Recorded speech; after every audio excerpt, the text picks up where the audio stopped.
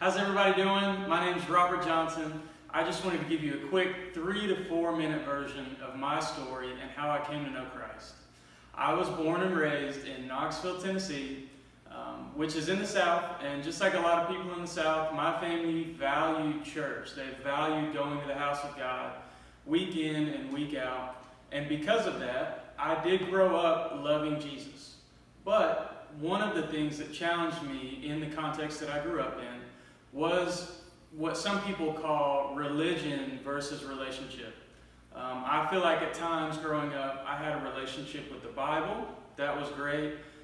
Being in a Baptist church especially, that is one of the biggest values, is memorizing and learning scripture. Another thing that I felt like I had a relationship with was the local church, which was good in the right context, but at times I feel like both of those things took precedent for me over actually knowing God and having a relationship with Jesus.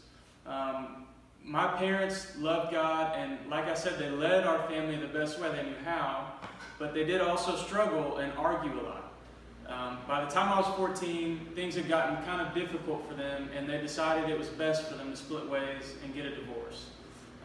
Everyone knows that that's difficult on children, and especially me at 14, I was the youngest. When my parents split up, both of my older siblings moved out of the house, and my dad actually moved to another city. And so it became me and my mom living on our own.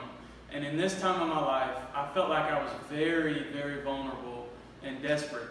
I tried my best to continue following in the ways that my parents had set before me my whole life growing up, loving Jesus, pursuing Him, being involved in church, and that lasted for a short season.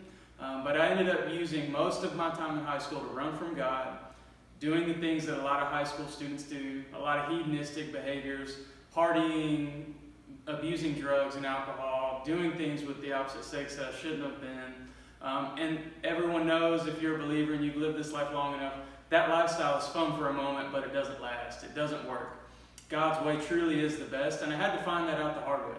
When I graduated high school, I was desperate to find something that could fulfill me, and I called up a friend of mine who actually grew up with me, had a very similar story as I did, and because of him running from church too, he had started to sell drugs. The last time I had seen him, I bought marijuana from him, which is kind of a funny part of our story, because when I called him, I said, man, I'm thinking about going back to church. I want to give God another chance with my life.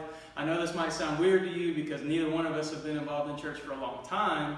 And he stopped me before I could keep going, and he said, man, I'm actually about to go meet with my pastor right now. And I said, what, are you kidding me?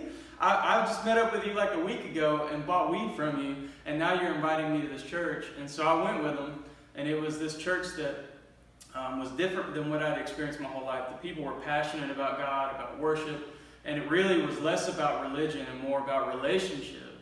And one of the things that stuck out to me, and this has become a theme in my life for a life verse, is really that Romans 5:5, it says, the love of God has been poured out into our hearts by His Spirit.